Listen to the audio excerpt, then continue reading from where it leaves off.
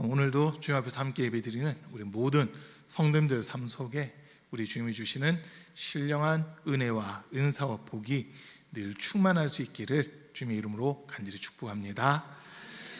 우리가 이제 왜 시리즈 세 번째 시간인데요, 오늘 말씀은 왜 성경 말씀을 믿어야 합니까? 라고 하는 이런 주제를 가지고 우리가 잠깐 동안 말씀 나누며 또 함께 은혜를 받는 그런 시간을 갖고자 합니다.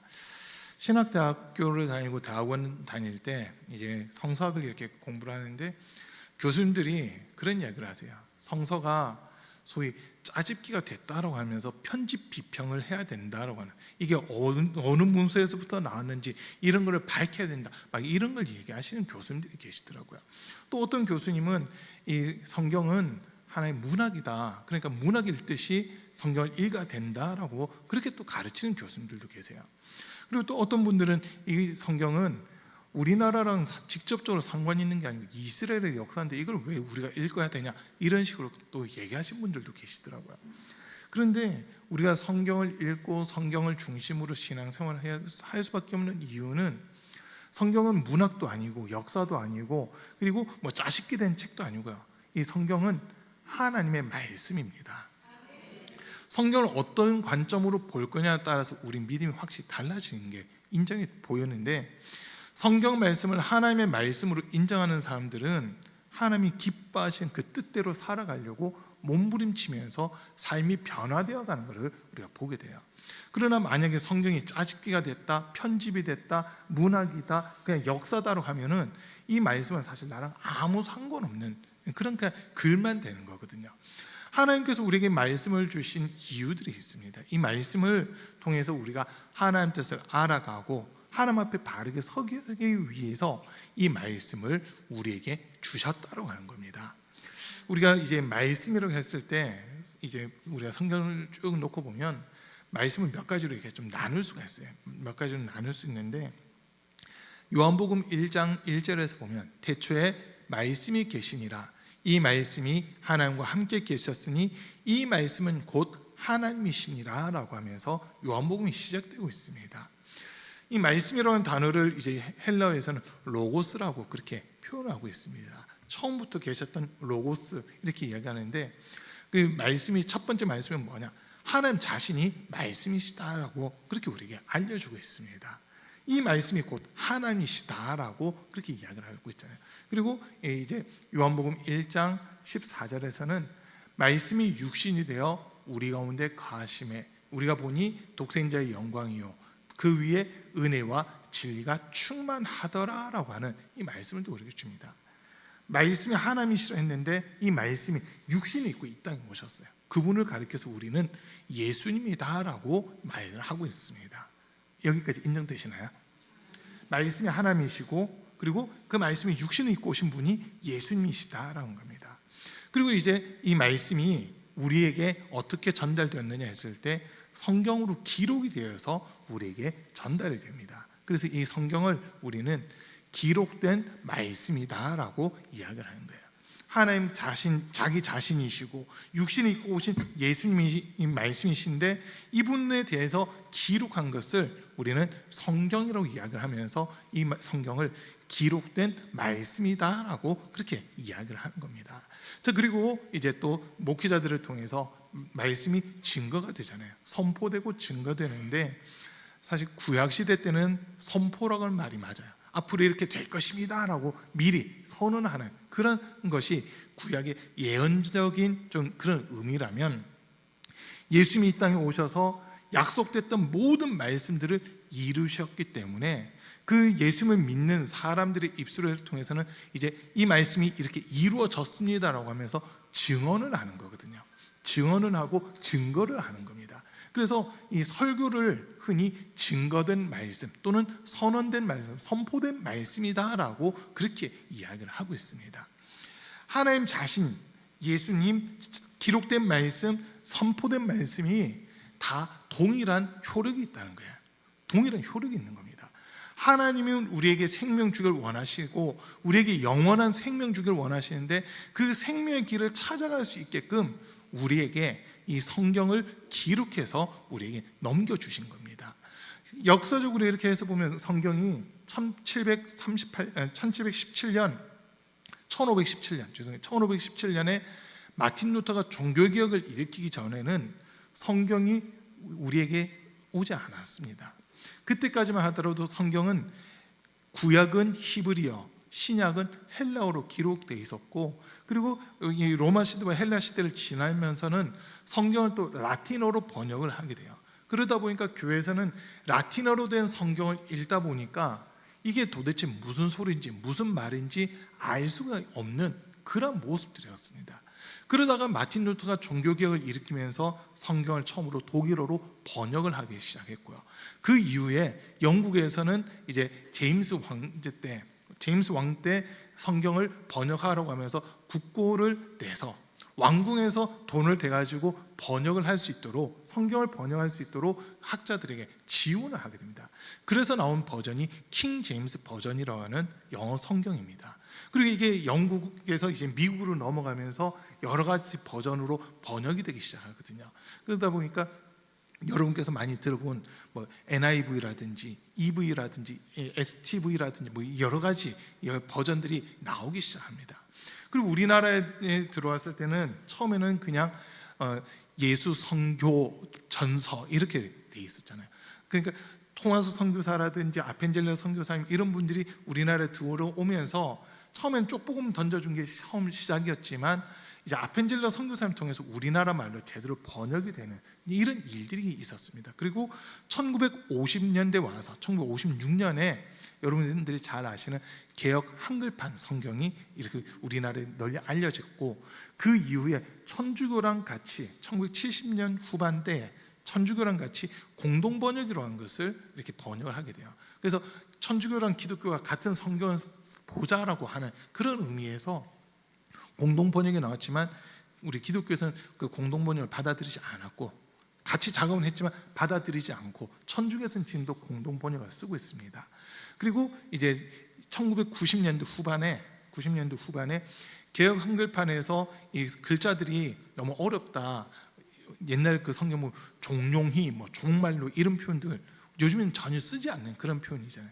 그러다 보니까 가라사대 뭐 이런 거, 이런 말들을 요즘에 맞게끔 바꾸자라고 하다 보니까 이왕 번역 바꿀 거 좀 더 쉽게 번역하자고 하면서 지금 우리가 보고 있는 새 번역이 나오게 돼요. 그런데 새 번역은 지금 한국 교회에서 많이는 안 쓰고 있습니다. 이유가 번역하면서 너무 잘못 번역된 부분들이 많이 있어요. 뭐 대표적인 단어들이 악마란 표현이 우리 성경에 보면 나와 있습니다. 근데 마귀라는 표현이 맞거든요. 마귀라는 표현이 맞는 건데 악마라는 표현은 불교라든지 다른 종교에서 쓰는 언어예요. 근데 그 언어가 지금 우리 성경에 그대로 들어와 있는 지금 좀 그런 부분들도 있어요. 근데 이 새 번역은 어쨌든 이해하기 너무 쉽게 풀어놨어요. 정말 쉽게 풀어놨어요. 기존 개역 한글판이라든지 개역 개정판은 소위 시조를 읽듯이 3, 4조, 4조 이런 운율이 있거든요. 태초에 하나님이 천지를 창조하시니라, 하나님이 세상을 이처럼 살아서, 이렇게 운율이 느껴지는데 그거를 그러니까 운문체를 돼 있는 거를 산문체로 다 풀어가지고 이렇게 지금 번역이 돼 있다 보니까 한국 교회에서는 성경 읽는 느낌이 안 든다라고 하는 그런 부분들이 많았고요. 그러다 보니까 지금 2000년대 초반에 개역 한글판을 그럼 다시 개정해서 만들자 해서 지금 대다수 교회는 개역 개정판을 쓰고 있는 이런 모습이 되어 있어요. 이게 지금 성경 번역에 대한 역사를 제가 좀 말씀드렸는데, 그 이후에는 이제 뭐 개인별 단체라든지 이런 데에서 쉬운 성경, 우리말 성경, 현대어 성경 뭐 이런 것들이 나오는데, 이런 성경들은 성서공에서 인준받은 책은 아닙니다. 성서공에서 인준받은 책은 아니고 성서공에서 정확하게 인준받은 책들만 사실 교회가 공식적으로 쓸 수 있는 그런 성경 버전으로 되어 있습니다. 어쨌든 지금 성경이 우리 손에 오르면서는 우리가 마틴 루터가 종교개혁을 종교개혁을 일으키면서 세 가지 캐치프레이즈를 내세웠는데, 첫 번째가 오직 믿음으로, 솔라 피데, 오직 믿음으로. 두 번째가 오직 은혜로, 솔라 그라시아. 그리고 세 번째가 오직 성경으로, 솔라 스크립추라라고 하는 그런 캐치프레이즈를 내걸고 종교개혁을 일으킵니다. 그러면서 모든 사람들이 성경을 읽고 성경 말씀을 기준으로 삼고 신앙생활을 해야 된다라고 해서 성경 번역이 활발하게 이루어지는 그런 모습들이 있었습니다. 오늘 주제대로 왜 우리가 성경 말씀을 믿어야 되느냐라고 했을 때, 오늘 우리가 읽은 본문에서 크게 세 가지 이유 때문에 이 성경 말씀을 믿어야 된다고 알려주고 있습니다. 그 첫 번째가 15절 말씀을 잠깐 보시면요, 그대는 어려서부터 성경을 알고 있습니다. 성경은 그리스도 예수를 믿는 믿음으로 말미암아 그대에게 구원에 이르는 지혜를 줄 수 있습니다 라고 표현합니다. 우리가 성경을 읽고 성경을 믿어야 되는 이유가 있다면 성경을 통해서만 구원에 이르는 지혜를 얻을 수 있다고 하는 겁니다. 아멘. 세상에 다른 책을 아무리 많이 읽는다고 해도 거기에는 우리가 구원에 이를 수 있는 지혜를 얻을 수가 없어요. 오직 구원에 이르는 지혜는 성경에만 기록되어 있습니다. 이 모든 성경이 딱 한 분 이야기를 하고 있거든요. 요한복음 5장 38절 말씀 한번 띄워주시고요. 요한복음 5장 38절입니다. 같이 읽습니다. 시작. 그 말씀이 너희 속에 거하지 아니하니 이는 그가 보내신 이를 믿지 아니함이라. 그 다음 절요. 너희가 성경에서 영생을 얻는 줄 생각하고 성경을 연구하거니와 이 성경이 곧 내게 대하여 증언하는 것이니라.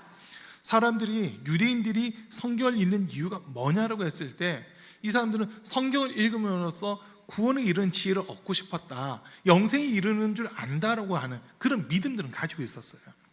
그런데 정작 성경을 보면서 많은 유대인들은 예수님을 보지 못했던 거죠.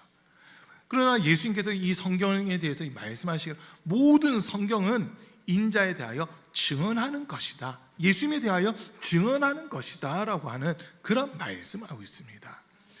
지난 주간에 왜 예수님을 믿어야 합니까? 라고 하는 말씀 드렸잖아요. 그 전에는 왜 구원을 얻어야 됩니까? 왜 구원받아야 됩니까? 왜 예수님 믿어야 됩니까? 여기에 대한 대답들이 성경에 다 기록이 되어 있다는 거예요. 다 기록되어 있어요. 그래서 우리가 예수님을 믿어야지만 구원을 받을 수 있는데, 예수님을 우리에게 정확하게 소개해주고 있는 책은 성경밖에 없다고 하는 겁니다. 성경은 약 1600년이라는 시간 동안 40여 명에 의해서 기록이 됩니다. 참 많은 사람들이 썼어요. 오랜 기간 동안 많은 사람들에 의해서 기록된 게 이 성경이거든요. 그러면 기록된 시대가 다르고 사용한 언어들이 다르고 또 쓴 사람들이 다르다 보니까 서로 다른 주제들이 나와야만 되는 게 맞아요. 우리가 성경을 이렇게 분류를 해본다면 구약을 먼저는 모세 오경, 율법서라고 하는 창세기, 출애굽기, 레위기, 민수기, 신명기 5권의 책이 있고, 그 다음에 역사서 해가지고 여호수아부터 시작해서 여호수아, 사사기, 룻기, 사무엘상하, 역대상하, 에스라, 느헤미야, 에스더까지를 흔히 역사서라고 이야기를 합니다. 그리고 욥기, 시편, 잠언, 전도, 아가서를 이제 지혜 문학이라고 그렇게 표현을 합니다.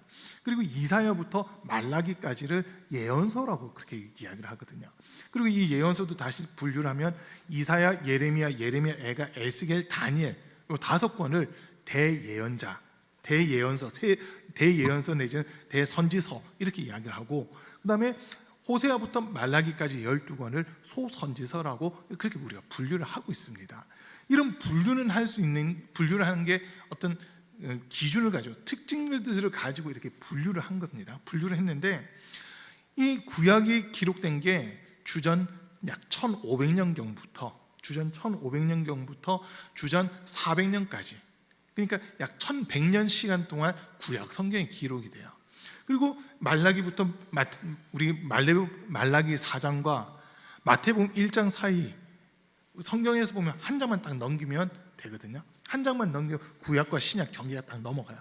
근데 그 경계가 400년이 되는 겁니다. 400년 동안은 하나님의 예언도 없었고 말씀도 없던 그런 시기가 돼요. 그러다가 이제 마태복음부터 다시 신약에 대해서 나오는데, 신약 중에서도 이제 마가복음이, 복음서 중에서는 마가복음이 제일 먼저 기록된 것으로 이렇게 보고 있어요. 그러다 보니까 그게 한 AD 57년경에 54년에서 57년 그때부터 성경이 기록된 것으로 확인하고 있습니다. 이유는 예수님이 계시던 그 당시에는 예수님을 믿었고 또 예수님이 하신 말씀이 한 세대가 지나기 전에 인자가 다시 올 것이다라고 하는 그런 말씀을 하시다 보니까 성경을 굳이 기록할 이유가 없었던 겁니다. 그러나 예수님을 믿던 사람들, 예수님을 따랐던 사람들 중에 예수님을 직접 목격했던 사람들이 한 사람 한 사람 죽어가면서 나이가 들어 죽어가고 뭐 순교당하고 이렇게 점점 목숨을 잃는 사람들이 많아지다 보니까 예수님이 다시 오실 그 기미가 보이지 않고 증인들은 점점 없어져 가고 그러다 보니까 이 예수님에 대한 기록을 남겨야 되겠다 해서 이 기록을 남긴 게 복음서가 되는 거고, 또 신약에 있는 모든 성경들이 이제 뭐 사도행전부터 시작해서 바울 서신들을 통하고 또 일반 서신, 요한계시록까지 연결되어 있는 모든 성경을 통해서 예수 믿는 성도들이 어떻게 신앙생활을 해야 되는지 이런 것들을 우리에게 가르쳐주고 있어요. 그런데 이 모든 성경을 하나로 연결시킬 수 있는 게 뭘까라고 했을 때 예수님밖에 없습니다. 구약은 금방 뭐 제가 율법서니 역사서니 시가문학이니 예언서니 이렇게 분류를 했지만 성경 전체를 하나로 연결시킬 수 있는 건 예수님밖에 없습니다. 그럼 구약은 이 땅에 오실 예수님, 메시아로서 그리스도로서 이 땅에 오실 예수님을 나타내는 책이 구약이고요. 신약에서도 복음서는 이 땅에 오신 예수님을 나타내고 증거하는 책입니다. 그리고 사도행전부터 요한계시록까지는 이 땅에 다시 오실 예수님을 맞이하기 위해서 우리가 어떻게 살아야 되는지 그것들을 가르쳐주고 있는 책이라고 보시면 돼요. 그러니까 예수님을 빼고 성경을 본다고 하면 재미도 없고요, 이게 도대체 무슨 의미인지 이 의미도 깨닫지 못하고 성경을 아무리 봐도 왜 이런 얘기가 기록되어 있어요? 라고 하는 질문만 나오게 돼요. 그러나 거기에 예수님을 한번 넣고 다시 읽어보세요. 그러면 예수님이 행하실 일들을 구약에서 이렇게 먼저 보여주었구나, 예수님이 이 땅에서 어떤 일들을 하셔야 되는지를 먼저 우리에게 이렇게 가르쳐주고 보여주고 있었구나라는 게 명확해집니다. 복음서를 보면서 예수님이 진짜 이렇게 하셨네, 구약에서 기록된 말씀대로 예수님이 이렇게 행하셨네, 그걸 발견하는 거죠. 그러면서 예수님이 이 땅에 다시 오실 때 정말 예수님 맞이할 준비된 사람들을 불러들이실 텐데, 하늘 공중으로 부르실 텐데, 나는 그럼 어떻게 해야 예수님을 맞이할 수 있을까? 그 관점을 가지고 성경을 보는 거예요. 그러다 보면 이 모든 성경이 이 땅에 오시기 위해서 예수님이 이 땅에 오시기 위해서 이러한 과정들이 있었고 이런 역사적인 일들이 반드시 있어야만 예수님이 오시는 거였구나, 예수님이 이 땅에 오셔서 또 이러한 삶을 사셨구나, 다시 오시기 위해서 이 세상에 또 이런 징조들이 나타나고 이런 일들이 있구나라고 하면서 예수님에게 계속 우리가 초점을 맞출 수 있는 그 부분이라는 겁니다. 그렇기 때문에 성경 외에는 우리에게 구원에 이르는 지혜를 줄 수 있는 책은 단 한 권도 없습니다. 오직 성경만 우리에게 구원에 이르는 지혜를 줄 수 있는 유일한 책입니다. 그렇기 때문에 우리는 성경 말씀을 믿어야 되는 거예요. 자, 그리고 또 두 번째로 오늘 말씀 16절 말씀에서 보면 모든 성경은 하나님의 영감으로 된 것으로서 교훈과 책망과 바르게 함과 의로 교육하기에 유익합니다 라고 하면서 또 17절에 성경은 하나님의 사람을 유능하게 하고 그에게 온갖 선한 일을 할 수 있게 하는 것입니다 라고 하는 이야기를 하고 있습니다. 그러니까 모든 성경은 이제 하나님의 사람을 하나님의 사람답게 세워가는 그 역할을 하는 게 성경이라는 거예요. 우리가 세상의 교양과 세상의 문학 이런 것들을 많이 섭렵하면 그 사람이 이 지적인 게 많이 풍성해지잖아요. 그런데 성경을 읽고 또 읽고 읽다 보면 성경 속에서 우리의 성품이 바뀌기 시작하고요, 성경 말씀이 살아있는 것들을 우리가 경험하게 되는 겁니다. 하나님의 사람으로는 이렇게 살아야 됩니다, 하나님의 사람으로서 이렇게 세워져야 됩니다라고 하는 그 기준들을 우리에게 가르쳐 줄 수 있는 책이 성경이라고 하는 거거든요. 다른 책 아무리 읽어보세요, 하나님의 사람은 이렇게 살아야 됩니다, 하나님의 사람답게 사는 것은 이런 겁니다, 가르쳐 주는 책이 없습니다. 뭐 신앙 서적이라고 하는 책들도 보면 일부는 이야기하겠죠, 일부분은 이야기하겠지만 전체적인 것을 우리에게 가르쳐 주지 못하거든요. 그러나 성경은 우리를 하나님의 사람으로 온전케 하는 그 일을 하는 것이 하나님의 말씀, 성경이라는 겁니다. 여러분 인정되세요? 우리가 성경 읽어야 되는 이유가 사실 여기 있는 거예요. 저와 여러분들이 예수를 믿고 하나님의 자녀라고 하는 권세를 가지고 살아가는데도 불구하고 하나님의 자녀는 이렇게 살아야 된다고 하는 기준 없이 사실 우리가 살아갑니다. 그게 마치 사사기에 표현되어 있는 시대적인 모습이에요. 그때의 이스라엘의 왕이 없으므로 사람들은 자기 소견에 옳은 대로 행하였다. 기준이 없는 겁니다. 왕이 없다는 말과 기준이 없다는 말은 같은 말이에요. 우리가 신앙생활함에 있어서 절대적인 기준은 성경 말씀이 되는 거거든요. 이 말씀이 우리에게 절대 기준이 되는데 이 기준이 없이 신앙생활할 때는 사람들은 누구나 할 것 없이 내 생각에는 이게 옳은 것 같습니다, 내 속에는 이게 옳은 것 같습니다라고 하면서 그거를 쫓아가게 돼요. 그거를 쫓아갔을 때 누가 책임져야 되냐? 내가 책임져야 되는 겁니다. 내가 책임져야 돼요. 그러나 하나님의 말씀이 우리에게 이겁니다라고 가르쳐줬을 때 그것을 내가 아멘하고 순종하잖아요. 그럼 그 결과는 누가 책임지냐? 하나님 책임지시는 겁니다. 책임질 수 있는 분이 하나님이시는 거거든요. 저와 여러분들이 아마 여러 물건들 구입을 해보셨을 거예요. 핸드폰 다 가지고 계시잖아요.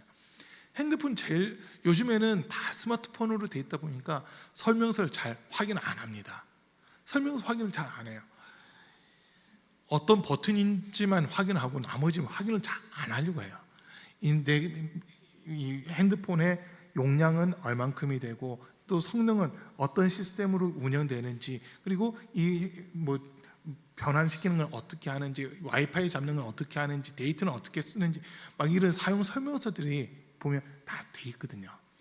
처음 막 모르다 보니까 이것도 눌러보고 저것도 눌러봐요.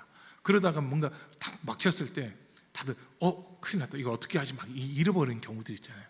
제일 많이 실수하는 게 내가 비밀번호 설정하지 않았는데 핸드폰이 잠겼을 때, 그때 이거 큰일 났다, 이거 어떻게 풀지 이러거든요. 쉬워요. 설명서 한 번만 보면 돼요. 초기 비밀번호는 빵빵빵빵으로 돼 있거든요. 초기 비밀번호는 빵빵빵빵으로 돼 있어요. 그걸 누르고 나서 그 다음에 내가 원하는 비밀번호를 설정해서 사용하면 되잖아요. 그게 사용 설명서에 다 들어가 있습니다. 사용 설명서를 어떤 기계든지 사용 설명서를 한번 꼼꼼히 읽어보면요, 그 기계를 사용하는데 쉽게 이해도 되고, 이게 이 기능이 있구나, 이게 여기에 이런 기능이 있구나, 금방 알 수 있거든요. 성경은요, 제가 교육전도사 때 공과에 이런 내용이 나와 있었어요. 성경은 사람 사용법입니다 라고 나와 있었어요. 사람 사용법. 하나님께서 사람을 창조를 하셨는데 이 사람이 어떻게 살아가는 게 바르게 살아가는지 그걸 우리에게 가르쳐 주는 게 성경입니다 라고 하면서 그때 공과가 한번 나온 적이 있었거든요. 이 성경은 우리를 그냥 자연인으로 살아가는 것을 가르쳐 주는 게 아니라 하나님의 사람으로 온전케 하는 그런 책이 이 성경이라고 하는 겁니다. 그렇게 우리는 성경 말씀을 읽고 듣고 이 가운데 기록된 것을 지켜 행해야만 되는 겁니다. 자, 요한계시록 1장 3절 말씀도 한번 띄워주시고요.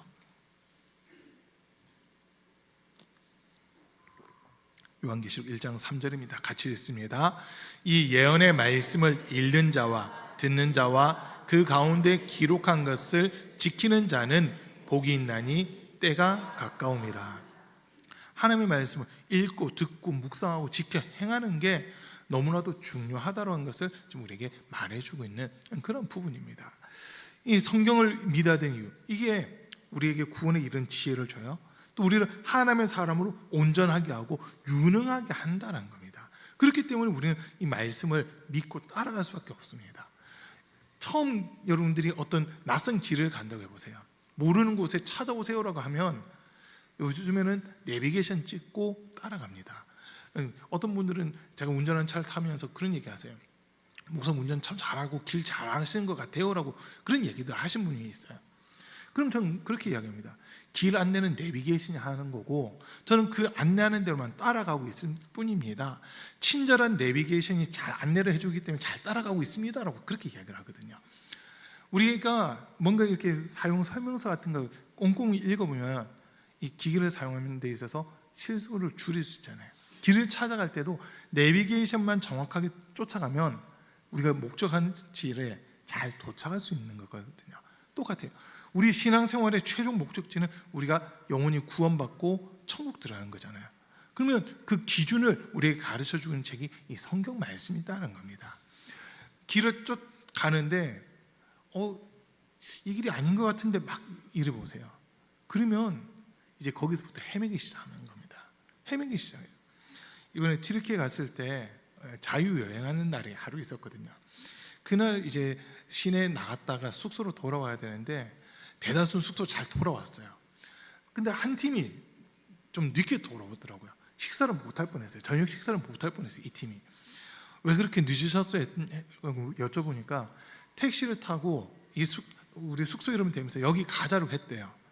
근데 낮에 한번 이렇게 왔던 길이 있다 보니까 그 길이 아닌 다른 길로 택시가 갔나 봐요. 그러니까 어떤 골목으로 막 들어가고 이러니까 무서워가지고 택시를 세워달라고 하셨대요. 택시를 세워달래가지고 내리셨다는 거예요. 이게 지금 바르게 가고 있냐고 맞냐고 몇 번을 질문했는데 기사는 맞다고 하는데 이분들은 낮에 자기들이 왔던 길이 아니다 보니까 다른 길로 착각을 하시고 차에서 내리셨대요. 그럼 다른 택시를 타고서 이 호텔로 가자 했더니 그 길로 해서 그대로 오더라는 거예요. 이분들이 와가지고 그 길이 맞는데 내가 길을 몰라가지고 헤맸다고 그러면서 식사 시간 겨우 맞춰서 도착하셨거든요. 그런 거 비슷한 거예요. 내 생각대로 하면 목적지에 못 가는 겁니다. 믿어야 되는 거예요. 기사를 믿고 있으면 기사가 안전하게 데려다 주는데 외국이다 보니까 말도 안 통하지 막 이러다 보니까 이 기사를 정말 믿을 수 있는 건가 좀 이런 상황까지 갔더라고요. 우리가 신앙생활함에 있어서 하나님의 말씀인 성경을 믿고 순종하고 따라가면요 그 길 끝에는 구원이 있습니다. 생명이 있어요. 그런데 이 말씀을 보면서도 이게 진짜야? 어떻게 이럴 수 있어? 이거 구라 아니야? 거짓말 아니야? 만약에 이래버린다면 이 말씀을 우리가 안 믿어버린다면 주님 앞에 설 때 주님께서 우리에게 물으실 거예요. 너는 왜 이 말씀대로 안 살았니? 믿을 수가 있어야죠. 이 말씀을 안 믿는다는 것은 나를 안 믿는 거야 라고 주님이 선을 그어버리시는 겁니다. 하나님 이 말씀을 통해서 성경을 통해서 우리에게 하나님의 계획과 하나님의 뜻과 하나님의 모든 우리에게 주고자 하시는 선한 것들을 다 기록해 놓으셨기 때문에 이 말씀을 읽고 또 읽고 읽다 보면 나도 모르게 우리가 하나님의 사람으로 점점 세워져 가고 온전해져 가는 그런 것들을 경험하게 되는 겁니다. 우리 사랑하는 성도님들 성경 읽으셔야 됩니다. 성경 읽으셔야 됩니다. 왜냐면요 성경에 구원에 이르는 지혜가 있어요. 성경은 하나님의 사람답게 살아갈 수 있는 방법들이 다 기록되어 있습니다. 우리를 하나님의 사람으로 온전케 하는 게 하나님의 말씀, 성경이거든요. 그래서 이 말씀이 우리가 또 믿음 가질 때도 믿음을 가지는 기준이 뭐냐? 하나님의 말씀이에요. 로마서 10장 17절 말씀 띄워주세요. 로마서 10장 17절 말씀입니다. 같이 읽습니다. 그러므로 믿음은 들음에서 나며 들음은 그리스도의 말씀으로 말미암았느니라. 우리의 믿음은 하나님의 말씀, 예수 그리스도의 말씀을 들을 때 우리의 믿음이 온전하게 성장을 하게 되는 겁니다. 그렇기 때문에 우리는 이 말씀 믿을 수밖에 없다는 거거든요. 세상 사람들은요 이해가 안 되는데 이걸 어떻게 믿어? 이렇게 이야기를 해요. 내가 이해가 돼야 믿지 이해가 안 되는데 이걸 어떻게 믿어라고 하는 그런 이야기를 합니다. 근데 우리 기독교인들은요 반대예요. 말씀을 먼저 믿으셔야 됩니다. 믿어버리잖아요. 그럼 그때부터는 이해가 되기 시작해요. 깨달아지기 시작합니다. 안 믿어질 때는 막 내가 머리로 이해를 하려고 하고 납득을 하려고 하고 설득을 해보려고 하는데 설득이 안 되거든요. 안 믿어질 때는. 근데 말씀이 믿어지고 나면요 그때부터는 말씀을 보면서 하면서 깨달아지기 시작하고요. 이 말씀이 이해가 되기 시작해요. 이해를 먼저 하려고 할 때는 안 믿어지는데 먼저 믿고 나면 말씀이 이해가 되고 깨달아지는 그런 부분들이 있더라는 거거든요. 세상 이치와는 좀 반대예요. 세상 이치는 내 머리로 이해가 되고 내가 설득이 되면 따라갑니다. 이게 세상 논리예요.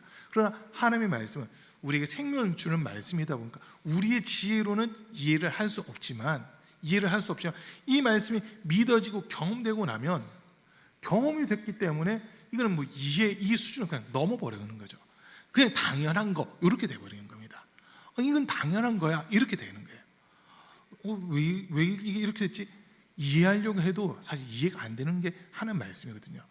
많은 분들은 성경을 읽다가 포기하는 이유가 이해가 안 되기 때문에 성경을 읽는 걸 포기를 해요. 그러나 성경은요, 우리가 이해하려고 읽는 책이 아니라 믿기 위해서 읽는 책입니다.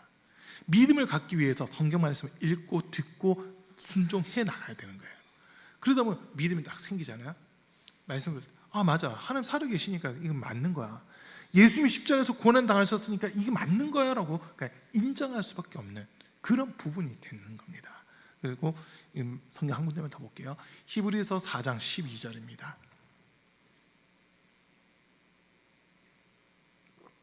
히브리서 4장 12절 말씀 같이 읽습니다. 하나님의 말씀은 살아있고 활력이 있어 좌우에 날선 어떤 검보다도 예리하여 혼과 영과 및 관절과 골수를 찔러 쪼개기까지 하며 또 마음의 생각과 뜻을 판단하나니. 하나님 말씀이 들려지기 시작하잖아요. 그럼 그때부터 신앙생활 끝난 겁니다. 운전을 할 때 초보 운전들이 제일 못 보는 게 뭔지 아세요? 거울을 못 봐요. 양 사이드 미러, 가운데 있는 백미러, 요거를 초보 운전자들은 못 봅니다. 긴장돼서 못 봐요. 이거 보고 있으면 앞을 못 보고요. 이걸 보려니까 옆을 못 보고, 앞을 보려니까 이게 안 보이고. 초보 운전 때 막 그러잖아요. 그러다 보니까 20분이 됐든 30분이 됐든 한번 이렇게 운전하고 오면 제일 먼저 나타나는 현상, 제 경험이에요. 어떤 현상이 나타나면 등에 땀이 흥건히 젖어 있습니다. 긴장하고 운전해가지고. 여러분들 비슷한 경험 있지 않으세요? 우리 장순희 원사님은 확실히 그 경험이 있을 것 같아요. 우리가 그렇게 초보 운전 때는 이 운전대 잡는 것 자체가 긴장이 되다 보니까 거울이 안 보여요. 이 거울이 보여야 깜빡이도 놓고 내가 들어가고 차선도 바꾸고 이게 되는데 안 보이니까 어떤 사람들은 서울에서 운전을 처음 시작했는데 백미러가 안 보이고 차선 변경을 못 해가지고 고속도로 타고 부산까지 와버렸다잖아요. 초보 때는 그래요. 근데 이제 운전을 계속하고 또 하다 보면 뭐가 보이기 시작해요? 백미러가 보이기 시작해요.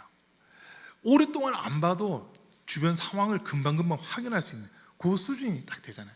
그러고 나면 차선 자유자재로 바꿀 수 있고요. 그리고 깜빡이 넣을 수도 있고, 길 잘못 들었다 하더라도 이젠 두려운 게 아니에요. 빠져나오면 되거든요.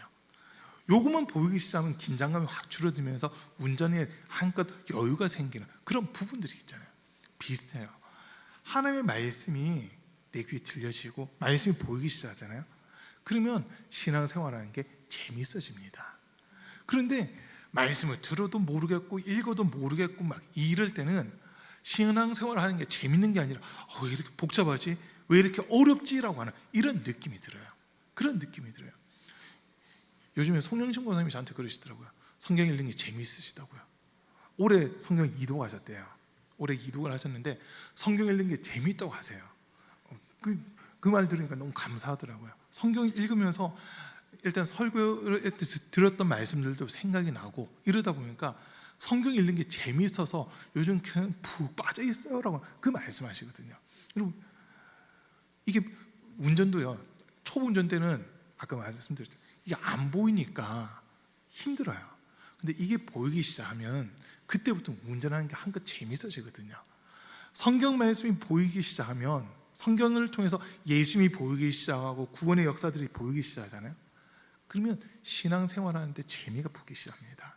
한 단계 업그레이드가 되고 성장할 수 있는 그 기회가 주어지는 거거든요. 아까 말씀도 보세요. 하나님의 말씀 살았고 활력이 있어 좌우의 날이 선 어떤 검보다도 예리하여 영과 혼과 및 관절과 골수까지 찔러 쪼개기까지 한다고 되어 있잖아요. 여러분 우리의 영혼에 직접적인 영향력을 끼치는 것은 말씀밖에 없습니다. 그래서 예수님께서도 요한복음 6장 63절에서 하신 말씀이 내가 너희에게 이르는 말이 영이요 생명이다. 육은 무익하다. 살리는 것은 영이니 육은 무익하다라고 하는 이 말씀을 하시거든요. 살리는 것은 영이니 육은 무익하다. 내가 너희에게 이른 말이 영이요 생명이다. 하나님의 말씀은 우리의 영과 혼에 직접적인 영향을 끼치는 그런 능력 있는 말씀이라는 거예요. 세상의 문학이라든지 세상의 여러 책들은 읽어보세요. 지식은 쌓여요. 그러나 그것이 우리 영혼에 영향력을 끼치냐? 그건 아닙니다. 우리 영혼에 직접적인 영향력을 끼치는 건 하나님의 말씀이라는 거거든요. 조용규 목사님 살아 계실 때 한 성도가 암에 걸렸대요. 암 초기 암 진단을 받고는 목사님에게 찾아와서 목사님 저 암에 걸렸대요. 혀암이래. 설암이라고 그러죠. 혀암이 초기 증상이 발견됐다고 해요. 이 앞으로 말을 못하게 되고 혀를 뽑아내야 될 수도 있다고 하는데 이거 어떻게 해요? 라고 그런 거예요.